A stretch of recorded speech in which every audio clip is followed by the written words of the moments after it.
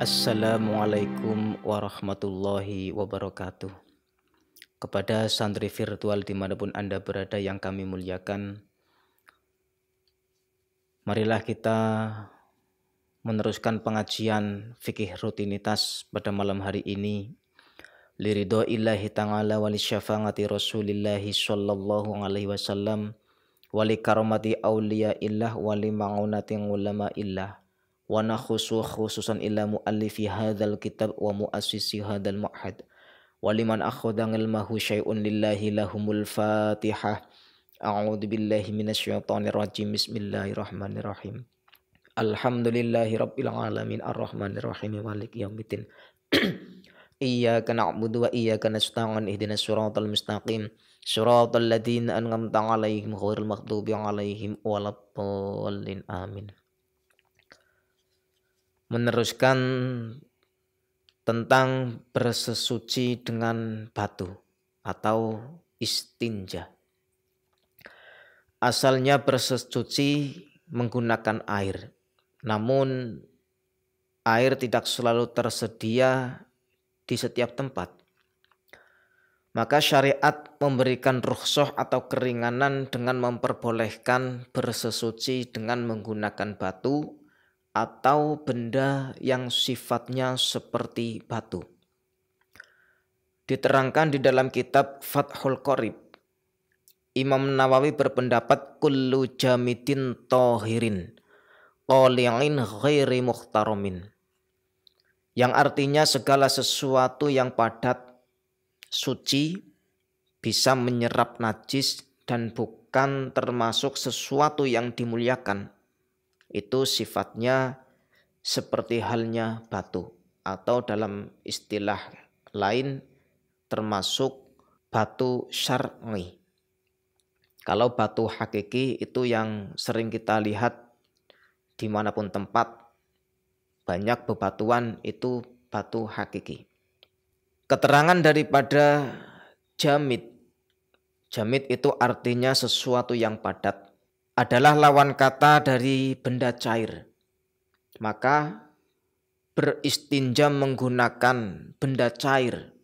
Contoh seperti bersesuci menggunakan cuka, menggunakan air mawar, madu, dan lainnya, hukumnya tidak boleh. Adapun benda padat yang basah seperti batu basah, tisu basah, bambu, kayu yang ujungnya licin, itu juga tidak sah bersesuci menggunakan benda-benda tersebut. Yang kedua, tohirin, yakni benda yang digunakan harus suci. Maka beristinja dengan menggunakan najis, contoh kotoran yang keras, walaupun sifatnya keras seperti batu, akan tetapi termasuk benda najis, itu juga tidak diperbolehkan. Atau menggunakan batu yang mutanajis, batu yang sudah terkena najis, juga tidak diperbolehkan beristinja menggunakan benda tersebut.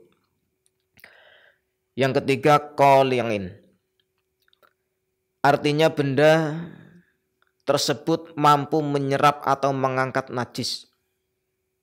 Maka tidak sah beristinja menggunakan kaca atau benda-benda yang licin.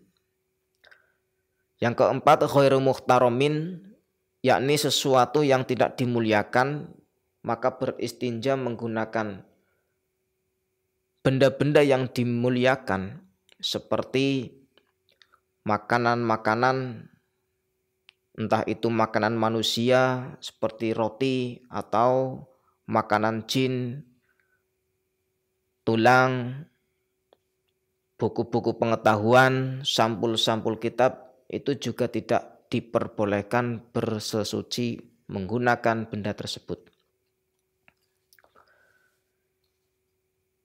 adab membuang air besar atau air kecil. Yang namanya manusia memang harus mempunyai tata cara atau adab, karena untuk membedakan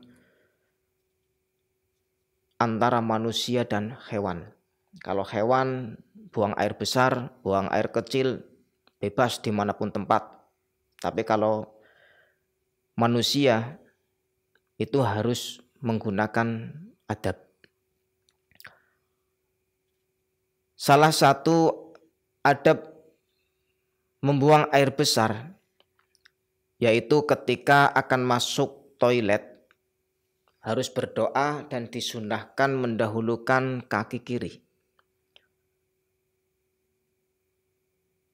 Dan ketika keluar mendahulukan kaki kanan sambil berdoa. Selanjutnya dilarang menghadap kiblat ketika sedang BAB atau Ka'bah.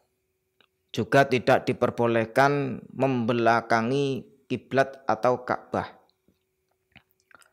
Kecuali jika tempat tersebut memang dibangun untuk membuat WC, itu diperbolehkan. Adapun menghadap atau membelakangi Baitul Muqaddas.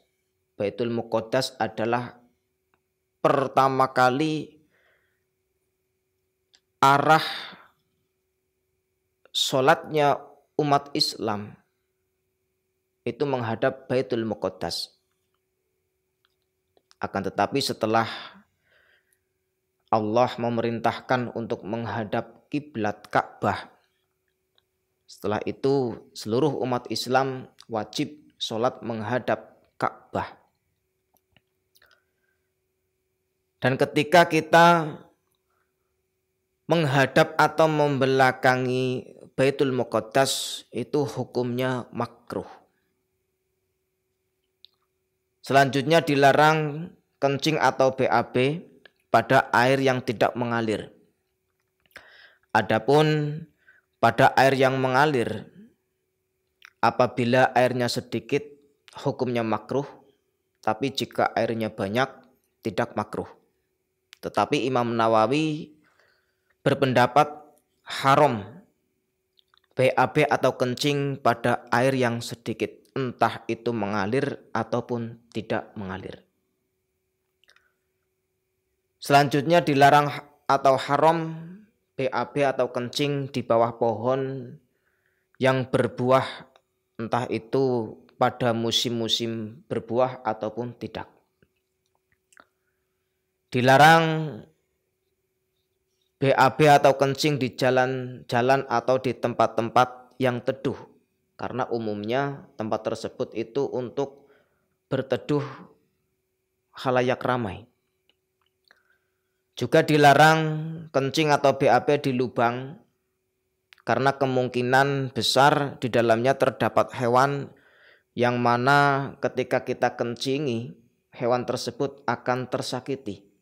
Ada yang berpendapat bahwa jin sering bertempat tinggal di lubang-lubang tersebut. Dilarang berbicara ketika BAB atau kencing kecuali dalam keadaan darurat. Seperti contoh, kita melihat ular di depan yang mana akan menghampiri seseorang, maka boleh kita berbicara kepada temannya untuk lari atau untuk menghindari ular tersebut. Juga dilarang menghadap atau membelakangi matahari ataupun rembulan. Tetapi menurut Imam Nawawi, di dalam kitab Raudhah dan kitab syarahnya Muhadzab, hukumnya tidak dimakruhkan. Nah, dalam perbedaan ulama sangatlah wajar. Karena sejak zaman sahabat pun banyak sekali perbedaan. Dan ada yang mengatakan al-khilafatu rahmatun. Perbedaan itu adalah rahmat. Tapi dalam kaidah-kaidah, dalam kaidah fikih, setiap perbedaan itu pasti ada yang dimenangkan. Seperti contoh dalam pembahasan kitab fikih, apabila terjadi perbedaan antara Imam Nawawi dan Imam Rafi'i, maka yang didahulukan pendapat Imam Nawawi.